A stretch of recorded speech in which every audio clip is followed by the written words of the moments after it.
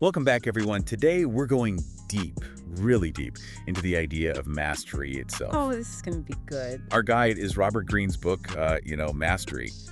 And it's kind of blown my mind, honestly. It's one of those books that just shifts how you see the world. Totally. You know that myth that mastery is just for, like, the geniuses, the chosen few? Right. You're either born with it or you're not. Greene just dismantles that whole idea. Yeah, right off the bat, he's like, forget the mystique. Mastery isn't some, magical state. It's a path. A process. And he uses all these examples. I mean, tons of them. Historical figures, modern-day masters, you name it. Yeah, to show us, like, how it's done. And the starting point, it's so crucial. He calls it discovering your life's task. Ooh. Yeah, that was a good one.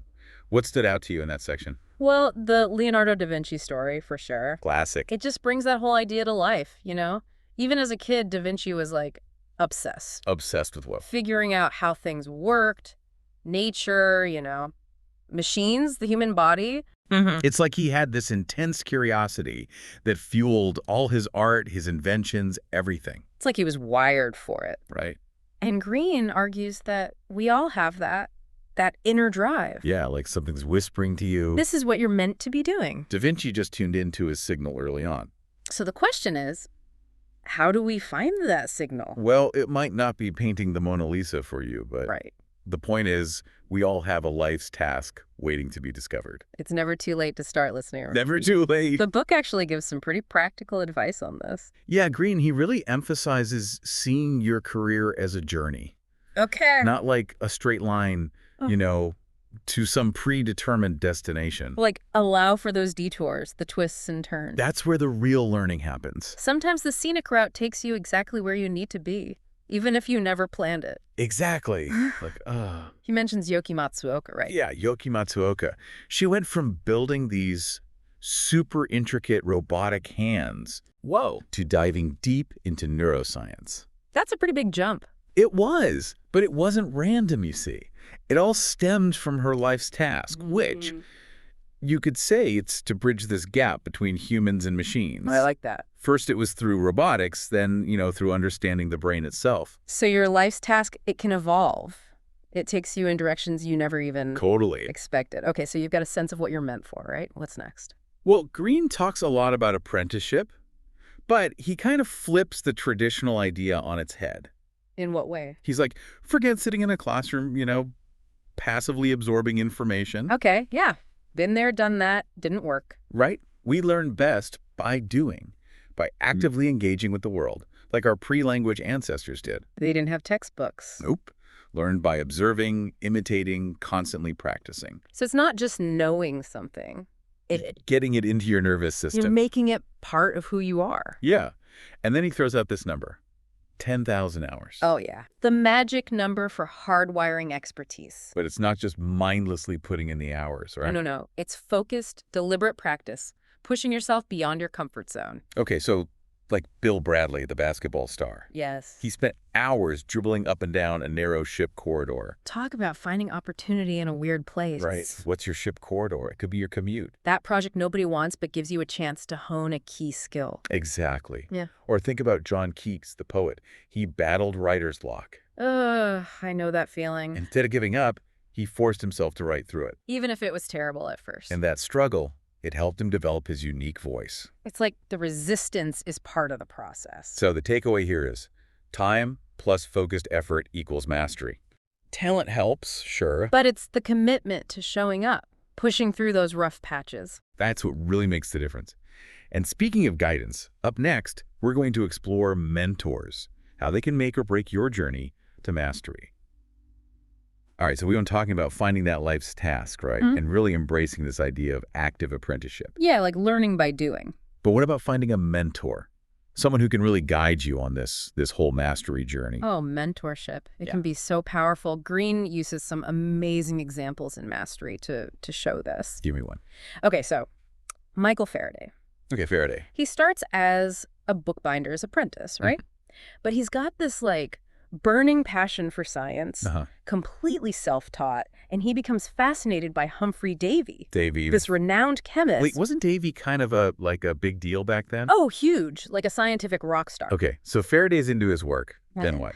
So Faraday doesn't just, admire him from afar. He goes all out, attends Davy's lectures, takes meticulous notes, and then, get this, he binds those notes into this beautiful book and presents it to Davy. Okay, that's next level. Right. He basically made himself impossible to ignore. Right, and it worked. Davy's impressed by Faraday's, initiative and passion. He sees something there. Yeah, and eventually he takes him on as his assistant. Wow. And that's what Greene keeps emphasizing, this proactive approach to seeking mentorship. So you're not just waiting for a mentor to fall in your lap. No way. You have to make yourself ready, put in the work, attract the right teacher. Be the kind of student a mentor would actually want. Exactly. But isn't there a risk, though, of becoming too reliant on your mentor? Oh, that's a really good point. And Greene talks about this too. Okay, good. He says the goal isn't to become a mini-me of your mentor. Yeah. It's about absorbing their wisdom, their process, but then ultimately surpassing them. I like that. He uses the example of Glenn Gould. The pianist. Yeah, the incredible pianist. He had this deep respect for his teacher, Alberto Guerrero, but he eventually breaks away from Guerrero's style. To find his own voice. Exactly, to create his own unique musical voice. So you learn the fundamentals, master the tools, but then you have to have the courage to build something new. You got it.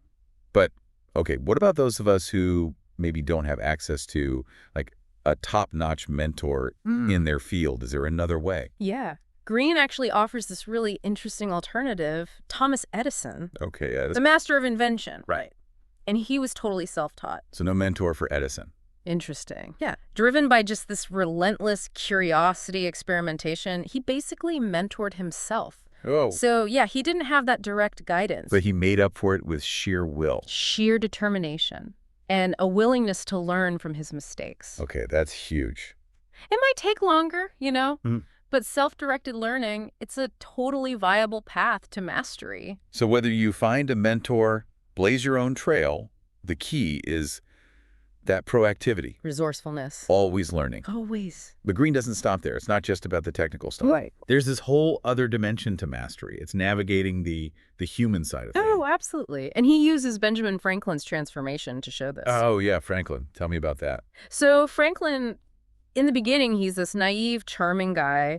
He thinks social success is just about, being likable. Makes sense. But then he gets this rude awakening when he bumps up against the real world. I can relate to that. Right. I think we all start out with this kind of romanticized view of how things work. Totally. And it's those reality checks that force us to grow. So what happens to Franklin? To his credit, he learns from his mistakes. He realizes that real social intelligence. It's not just about being charming. Exactly. It's about becoming a keen observer of human nature, understanding motivations, reading people. It's like becoming a master of reading the room. Yes. And even using a bit of, theater to navigate those different social situations. That's interesting. So Greene offers some concrete strategies for this. Okay, like One that really stuck with me was speak through your work. let your accomplishments do the talking. Yeah, it can be so powerful. He uses Ignaz Semmelweis as an example. Okay, remind me who that is. He was the doctor who discovered hand washing could prevent, the spread of disease. Oh, right. But his ideas, they were totally rejected at first. Really? Wow. People just weren't ready for it, I guess. But it was his persistence, his dedication to the work that eventually won people over. And saved countless lives. Exactly. So sometimes actions speak louder than words. For sure. But what about when you're stuck with difficult personalities? Those who aren't swayed by logic or result? Oh, good question. What about those people? Ah, yes. Greene's got a strategy for that, too. Suffer fools gladly. I love that. He uses this example of the film director, Josef von Sternberg. Okay. He had to handle this notoriously temperamental actor, Emil Jannings. Instead of, getting sucked into the drama, Yeah. he finds these clever ways to manage Jannings' ego and still get a brilliant performance out of him. Wow. Talk about mastering difficult personalities. Right. So it seems like this social intelligence, it's just as crucial as technical skill. It really is. It's developing that sense of observation, learning to, dance with different personalities. Communicating your ideas effectively, even in, challenging environments. It's all connected. And as you get better at this, at navigating the social world, a whole new dimension of mastery opens up. Ooh, I like where this is going. Greene calls it awakening the dimensional mind. Okay, Now that sounds intriguing. It's about reclaiming that childlike sense of wonder and creativity. Oh, I like that. That ability to see things with fresh eyes. Okay, I am definitely curious to hear more about this dimensional mind stuff. Yeah, let's unpack that. Let's dive into that in the next part. Okay, so we've covered a lot of ground in this deep dive into mastery, right? We have, from finding that life's task all the way to, like, navigating all those tricky social situations. But now let's get to this dimensional mind thing. It's pretty cool, actually. Yeah, I gotta admit, it sounds kind of mystical when you first hear it. Yeah. But Greene makes it pretty practical, actually. He says it's about reconnecting with that childlike capacity for wonder and creativity. Okay, yeah. You know how kids approach things? Like, everything's new, full of possibility. Yeah. They aren't limited by, like, what they think they know. Right, they just dive in. Exactly. And the dimensional mind is kind of about breaking free from those mental ruts. I like that. Cultivating that childlike spirit, seeing the world with fresh eyes. Okay, I'm with you so far. So Greene uses the example of Mozart, obviously a musical prodigy, Oh. but it wasn't just raw talent. Oh, so there was more to Mozart than just, like, being born a genius. Exactly. Think about Mozart's childhood, surrounded by music, like from day one. His dad was a musician, and Mozart was basically playing, composing before most kids are, like learning their ABCs. Wow. So this constant immersion, combined with his natural curiosity, allowed him to just absorb musical knowledge. Almost like intuitively, right? Yeah. It wasn't just about the hours of practice. It was the quality and the intensity of that early exposure. So he was like playing with those musical building blocks from like day one. Yeah. No wonder he was writing masterpieces as a teenager. Exactly. And this is something Greene really stresses, the importance of finding that creative task that truly ignites you. Yeah. Something that aligns with your deepest passions. Yeah. It should feel more like play than work. That makes sense. Yeah. But what about those times when, even with all the passion and practice, you hit a wall? Like the ideas just aren't flowing? Oh, totally. And that's where another key concept comes in, serendipity. Oh, okay, serendipity. Greene uses Buckminster Fuller as a master of this, the architect, the inventor. Oh, yeah. Fuller believed that creativity was all about, connecting the dots, finding those unexpected links between, like, seemingly unrelated ideas. Being open to those aha Yeah. moments, right? Those flashes of insight that come from unexpected places. Exactly. It's about cultivating that mindset, seeing possibility in everything. You never know what chance encounter, what random piece of information might spark that breakthrough. It's like courting the muse. Yes. And it's a skill we can all develop. Okay, I'm really starting to see how all these pieces fit together. The passion, the practice, the openness to new ideas. But then, how do we actually make something with all this? That's where Greene brings in this idea of fusing the intuitive with the rationale. Okay. And he uses Marcel Proust as an example, the author of In Search of Lost Time. Yeah. So Proust spent years just observing the social world, immersing himself in those human relationships.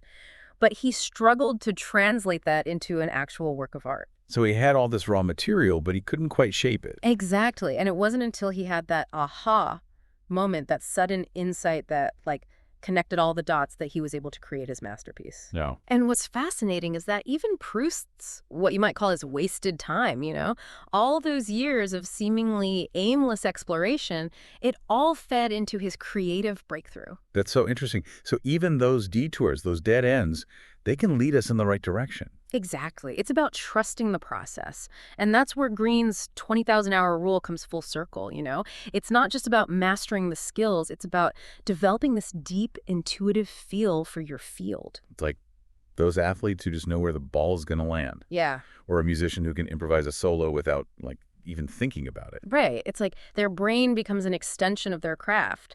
And Greene argues that through mastery, our brains actually become more like the complex world itself. Whoa. We start to see patterns, make connections, and understand things on this deeper level. So after this deep dive into mastery, what's the one thing you really hope our listeners take away from all this?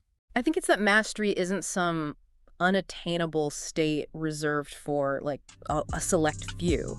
It's a process, a journey that's available to anyone who's willing to commit to it. It's about finding that thing that truly lights you up, putting in the time, the effort, being open to new ideas, and trusting the process. Yeah, embracing the journey, right? Recognizing that mastery is a lifelong pursuit, not a destination. Exactly. That's a great way to put it. So to our listeners, I'll leave you with this. What's your inner voice whispering?